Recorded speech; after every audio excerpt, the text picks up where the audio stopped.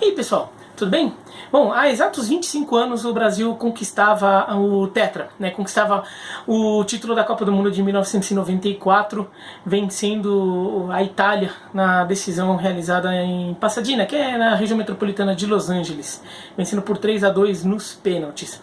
Uma conquista que hoje ela é bastante celebrada, ela é bastante lembrada, com muito carinho, aí muita gente contando assim, o quanto festejou, o quanto aquilo foi importante, o significado que aquela conquista teve. Mas na época era uma conquista bastante contestada, né? Uma seleção que era bastante criticada, uma seleção que durante muito tempo foi tida como uma seleção que não encantou, que de repente era melhor até ter perdido, como em 82 jogando melhor do que jogando como em 94, então aquelas coisas até que gerou muito ressentimento aí de alguns jogadores que fizeram parte daquele elenco. Mas no final das contas, o que era aquela seleção brasileira? É justo lembrar dela dessa forma? E ela realmente jogava feio? Ela era realmente um time ruim que só ganhou pelo pragmatismo? Bom, precisa primeiro entender todo o contexto da época, né? Não é uma coisa tão simples assim. O futebol na segunda metade dos anos 80 e na primeira metade dos anos 90 talvez tenha tido seu período mais retrancado. O futebol em geral no mundo não era um futebol muito bonito, o futebol que se praticava. A Copa de 90 foi a Copa com a média de gols mais baixa, a Copa de 94 teve uma melhoria nisso, mas também não foi uma Copa muito boa. Então é muito fácil ficar falando que o time jogava feio, mas na verdade ninguém jogava muito bonito, né? Talvez pensando na Copa de 94, o time que mais jogou um futebol legal, assim, de ver, interessante, foi a Romênia. E mesmo assim a Romênia era um time de muitos altos e baixos. A Romênia eliminou a Argentina nas oitavas de final. A Romênia ganhou da Colômbia, que também era um time que jogava mais um toque de bola, mais bonito, mas era um time com alguns problemas lá. E a Romênia ganhou da Colômbia na estreia, mas a Romênia tomou de 4-1 da Suíça no segundo jogo. E acabou sendo eliminado por uma Suécia, que era um time basicamente bem arrumado. Tinha bons jogadores ali, mas era um time que era principalmente bem arrumado. Então não era um time muito espetacular. E a Romênia não teve forças para isso. Inclusive no confronto entre Romênia e Suécia nas quartas de final, a Suécia jogou melhor. Então a Romênia às vezes fica um pouco aí no nosso imaginário por causa do Raducioy, aquele jogador do Dumitrescu, mas não era uma seleção que jogava legal, mas não era uma seleção para ganhar a Copa do Mundo. A Argentina jogou bonito nos dois primeiros jogos, ganhou de 4-0 da Grécia, ganhou de 2-1 da Nigéria, um jogo bastante animado, mas aí teve o doping do Maradona e também não foi pra frente, e ninguém jogava muito bonito. A Itália era um time muito arrumado, a Alemanha jogou muito mal aquela Copa do Mundo, sentiu muito calor, não fez uma boa Copa, passou um sufoco danado contra a Coreia do Sul, que a Coreia do Sul na época era bem mais fraca do que era a Coreia do Sul de hoje, que já não é nenhuma potência. E então assim, não era um futebol muito bonito na época. A Copa de 90 também não foi tão melhor, tão diferente assim o cenário. Então era comum os times jogarem mais ou menos como o Brasil jogava, time muito arrumado, defesa bem montada e poucos gols, ganhando de forma econômica. Então o Brasil estava dentro do contexto da época, era um futebol, não dá pra dizer que é um futebol moderno, mas era um futebol que se praticava na época, né? E o Parreira foi montando esse time e foi chegando ao desenho final ao longo do ciclo dele. Depois da Copa de 90, o Brasil ficou meio traumatizado ali com a forma como foi eliminado, caiu nas oitavas de final, contra a Argentina, um jogo que o Brasil até jogou melhor. Teve muita confusão também na concentração aí por briga de prêmios, tudo. A CBF decidiu radicalizar. E por um ano o Brasil ficou jogando só com jogadores que atuassem no Brasil. O Falcão foi contratado como técnico como forma de tentar criar um Beckenbauer brasileiro, né? Porque o Beckenbauer foi campeão na Alemanha, contratou um jogador clássico, elegante, e que pudesse ser a imagem desse futebol moderno da Alemanha de 90. O Falcão foi contratado e só podia convocar jogadores que atuassem no Brasil. Na época, jogadores que atuavam no Brasil eram um grupo mais forte do que os de hoje, né? Porque hoje, no final das contas, os jogadores de primeiro escalão estão nos times grandes da Europa, os jogadores de segundo escalão estão na China, estão em times médios da Europa. Naquela época não era tão comum, não saíam tantos jogadores. Então, os jogadores que hoje vão para a China, que hoje vão para um time médio da Europa, na época ficavam no Brasil. Então a seleção até tinha jogadores melhores. Mas o Falcão resolveu apostar em renovação e deu sorte também que vários jogadores surgiram ali naquela primeira metade dos anos 90, né? O São Paulo principalmente foi campeão do mundo, bicampeão do mundo, com muitos jogadores formados em casa, como Cafu, Antônio Carlos, Elivelton, e alguns deles acabaram fazendo parte da seleção. Mas o Brasil não foi bem na Copa América, foi vice-campeão da Copa América, mas não jogou um bom futebol, já com alguns estrangeiros, com alguns jogadores que jogavam fora. O Falcão caiu e veio o Parreira. E o impacto imediato do Parreira foi bom. As pessoas acho que não lembram muito disso, mas o ciclo do Parreira do meio de 91 até o meio de 93 foi um bom ciclo. O Brasil ganhou várias competições, vários amistosos importantes, e naquela época amistosos eram levados mais a sério do que eles são hoje. O Brasil chegou a ganhar da França no Parque dos Príncipes, o Brasil fez vários bons jogos. Chegou a ser visto como a melhor seleção do mundo ali, num conceito geral. O ranking da FIFA não era uma coisa que ainda estava para surgir. Então o Brasil chegou a ser visto, não, agora o Brasil voltou. E o Brasil jogava bem, o Raí era o líder do time, e vários jogadores aí sendo aproveitados.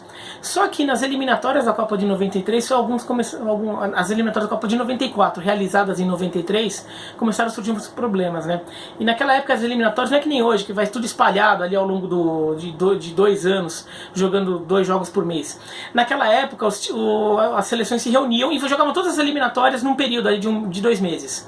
Então a seleção se reunia no meio do ano, depois de terminar a temporada na Europa, e fazia um torneio. Eram 2 grupos de 5 na época.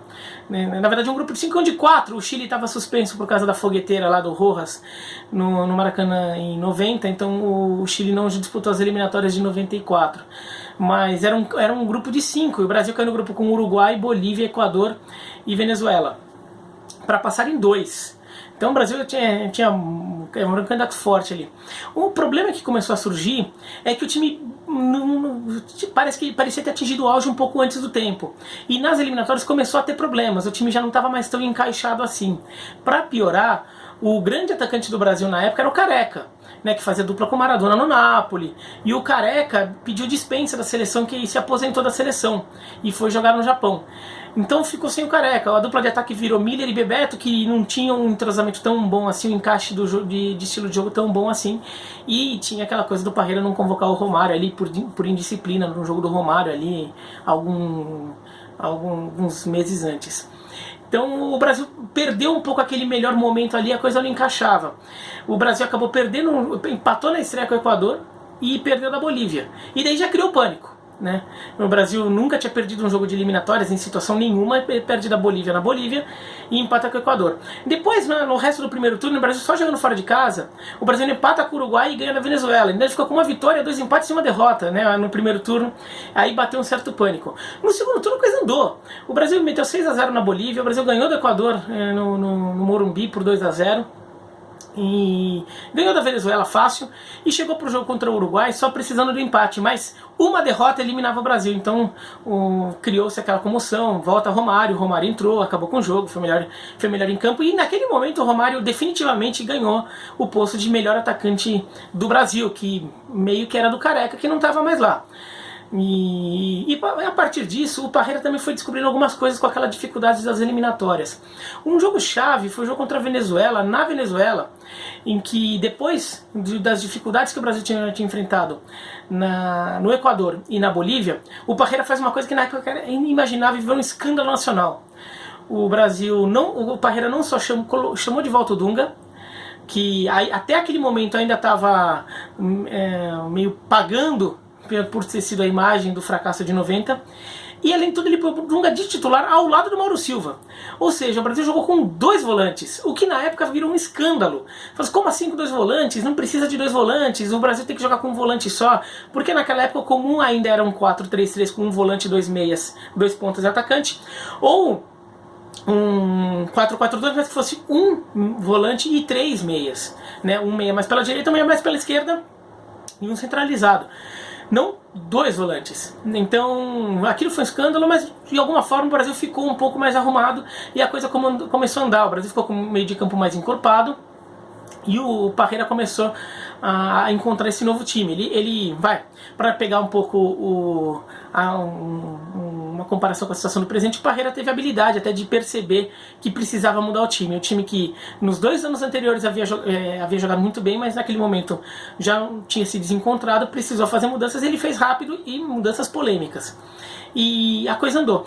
O Raí era o capitão da seleção, o Raí era o homem de referência e seguiu assim até a Copa do Mundo. né? O Raí foi o capitão da seleção na estreia do Brasil contra a Rússia na Copa. Só que o time continuava não andando. E aí vai um pouco o que o Parreira fazia. Eram dois laterais, né? O Jorginho e o Branco. O Cafu era o reserva. O Branco era contestado e acabou perdendo a posição para o Leonardo um pouquinho antes da Copa.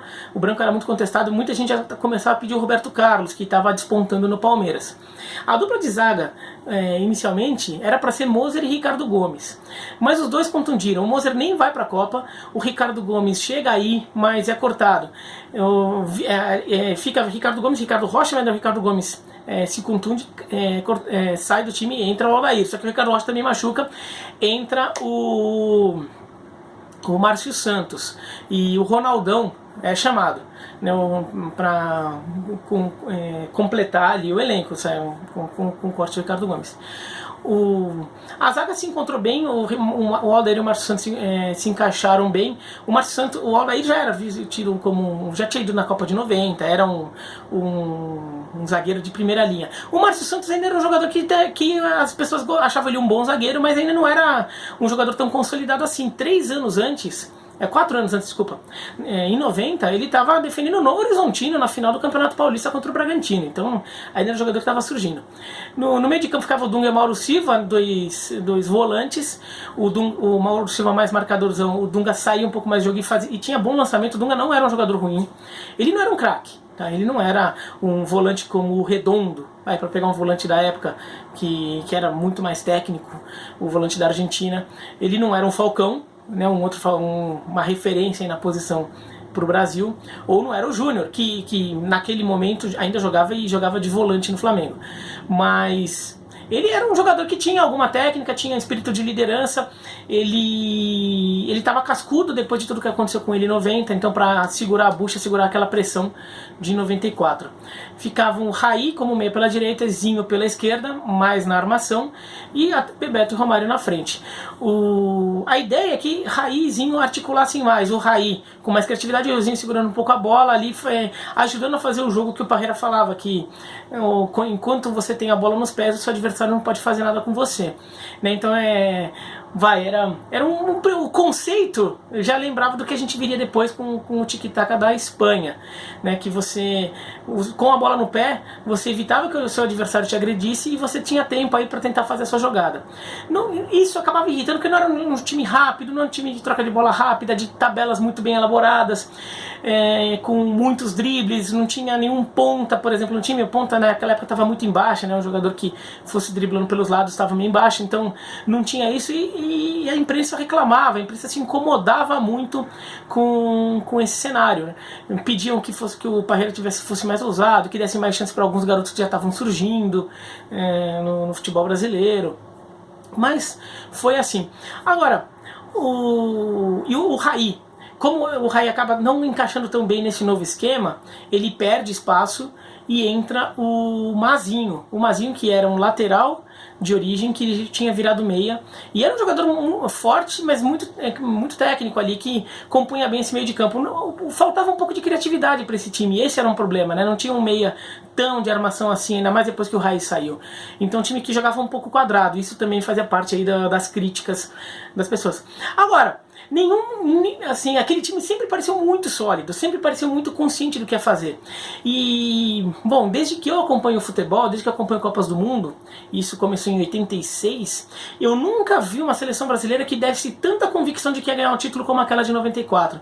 Porque o time tinha todas essas limitações, mas o time dominava os jogos. O time não era um time que levava pressão, um time que tinha bola no pé e dominava os jogos, ficava construindo jogadas. Era um time que em todos os jogos ele mereceu sair com a vitória. Então era um time bom, era um time que, criava chances de forma assim, um pouco de cruzamento, lançamento em velocidade pro Romário, alguma tabelinha do Romário e Bebeto ali, aproveitando a individualidade dos dois. Não era um time que tinha um meio de campo tão participativo assim. O Zinho era muito criticado porque o Zinho segurava muita bola e ficava pedalando. né? E daí o pessoal falava que parecia uma enceradeira, porque ficava girando, girando, girando. Mas o Zinho era um jogador importante ali para segurar a bola um pouco, para fazer com que o time se compactasse mais, tivesse mais aproximação dos meias com o ataque. Era um time, assim, futebol da época também era diferente do futebol de hoje, era menos dinâmico, a movimentação de jogadores era menos constante do que hoje, troca de posições já existia, mas não tanto quanto hoje. E dentro disso o Brasil passou na primeira fase, teve um susto contra a Suécia, porque a Suécia também era um time muito bem montado, né? O Brasil estava 1-0 no contra-ataque, empata numa jogada individual do Romário e não consegue virar o jogo, e foi um jogo difícil. A Suécia se defendia muito bem, o Ravelli, o goleiro sueco, foi um dos melhores jogadores daquela Copa, um dos melhores goleiros daquela Copa, e era um time complicado de passar. Tinha o Patrick Anderson, zagueiro, que depois até foi pro Bayern de Munique e fez uma carreira lá. Aí, depois o Brasil chegou nas oitavas de final. O jogo contra os Estados Unidos foi um jogo que passou sufoco, porque o Brasil ficou com 1 a menos com a expulsão do Leonardo. E os Estados Unidos vinham naquele embalo, o estádio lotado torcendo para os americanos, deu um susto ali, né? Você fica com 1 a menos, você fica com a sensação, putz, vai zoar, vai perder, não sai o gol, e o gol acabou saindo no segundo tempo ali com o Bebeto. Mas se a gente for rever os lances desse jogo, ou pelo menos, não precisa nem ver o VT na íntegra, né? Se der é melhor ainda, mas se for ver os melhores momentos desse jogo, o Brasil mandou um jogo inteiro. Os Estados Unidos tiveram uma chance de real perigo, uma chance com o Dooley, que era um volante americano, chutou cruzado, o Tafarel palmou para fora. Mas só isso. O Brasil, mesmo depois que o Leonardo foi expulso, o Brasil continuou muito melhor que os Estados Unidos, continuou dominando o jogo, e considerando que até tinha prorrogação se empatasse, a sensação que dava é que em algum momento o Brasil ia ganhar o jogo. Então, assim, é que na hora que você tá vendo o jogo, você passa aquele sufoco todo, né? O pessoal tá torcendo tudo e fica aquela, ih, vai dar ruim. Mas pensando friamente no jogo, o Brasil dominou o jogo. O jogo contra a Holanda foi um jogo que, inclusive, teve um elemento extra, que foi um jogo realizado numa temperatura um pouco mais baixa. O jogo foi em Dallas, mas aquele dia estava um pouco menos quente em Dallas, então o jogo pôde ser mais corrido, porque esse foi um problema naquela Copa, muito jogo realizado no começo da tarde, porque isso dava um jogo à noite no fuso horário da Europa. Então os jogos eram realizados numa temperatura muito alta, os times se desgastavam. E o Brasil, com essa tática de segurar a bola no pé tocando para lá para cá, era um jeito também de controlar o seu desgaste físico. Isso também fazia com que o Brasil controlasse bem os jogos. O jogo contra o Holanda foi um jogo mais complicado, né? O primeiro tempo foi horroroso. Todo mundo lembra que jogasse o primeiro tempo, foi um lixo.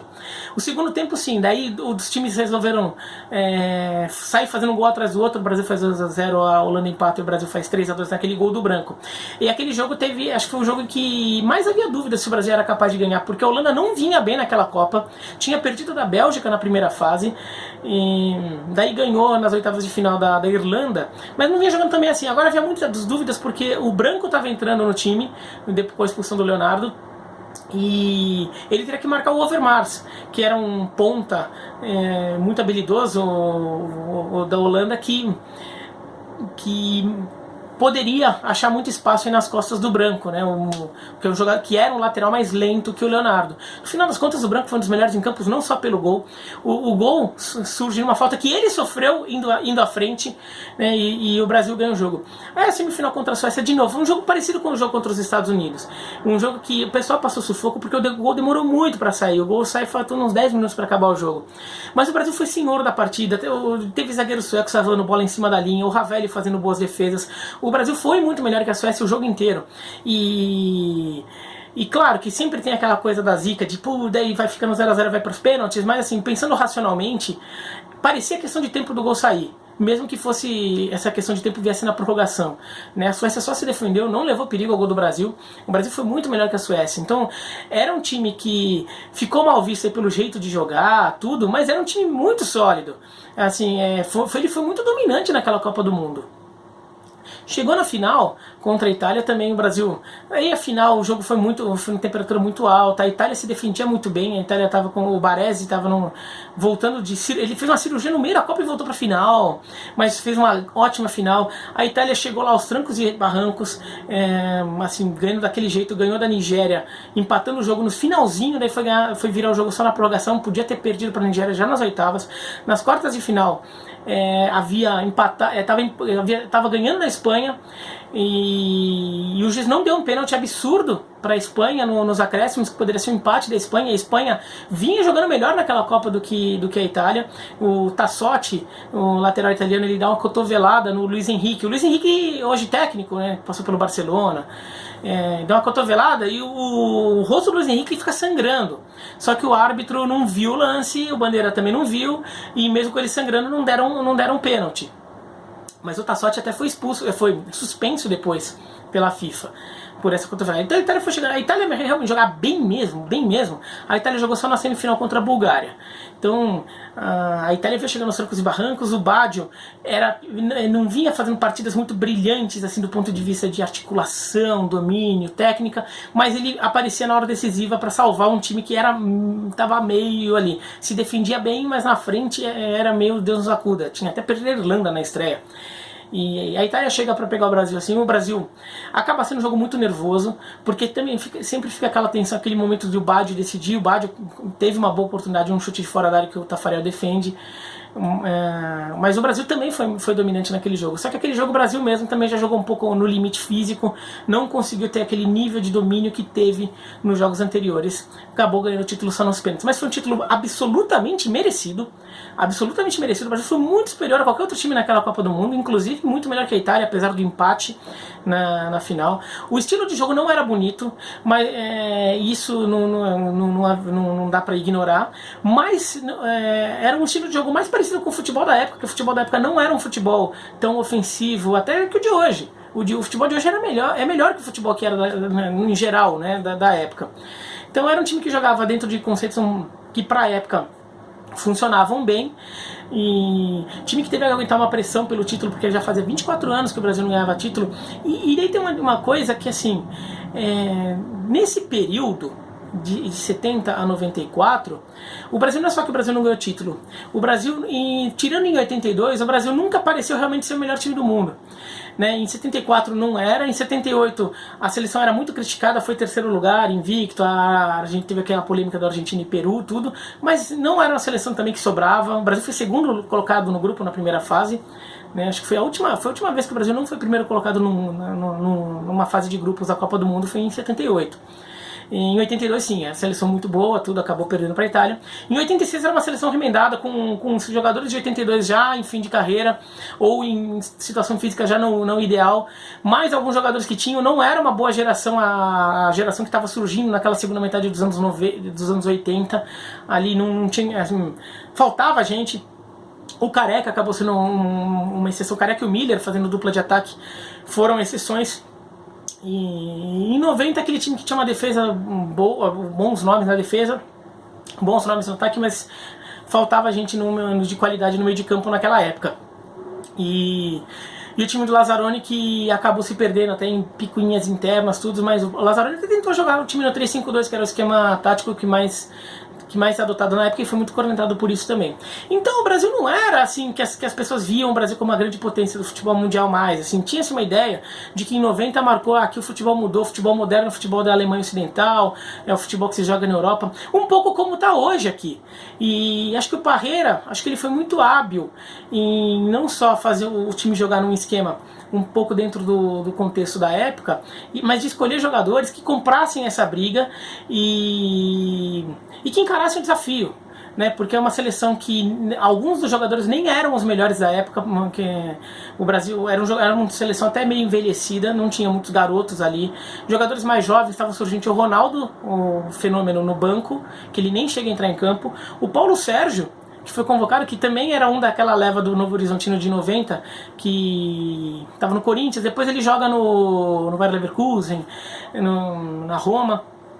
Tinha o Paulo Sérgio e assim, o Márcio Santos, mas não era um time muito novo. O terceiro goleiro era o Gilmar Rinaldi, que já era veterano.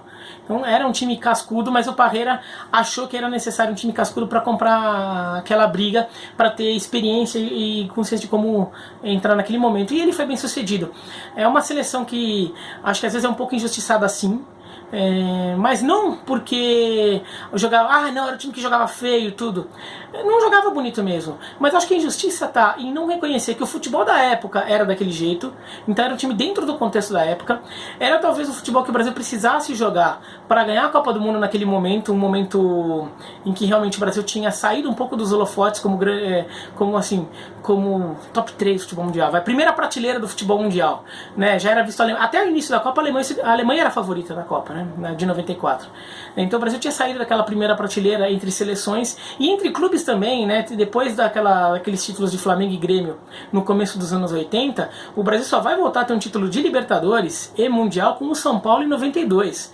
Então teve um hiato ali, mas acho que é injusto ignorar isso, e é injusto ignorar que aquele Brasil mereceu ganhar a Copa com sobras. Tá bom? Mas é isso, então eu fiquei falando, nossa, o vídeo ficou longo, nem percebi. Desculpa aí, gente, o vídeo ficar longo, tá? E esses dias aí, acho que talvez amanhã vou gravar o tal vídeo com a minha coleção de camisas. Mas pra não ficar longo assim desse jeito, até vai em partes, em episódios, né? Tá bom? Então, espero que tenham gostado do vídeo. Clica no sininho, curta o vídeo, se inscreva no canal, comente, aquelas coisas todas, tá bom? Um abraço e até mais.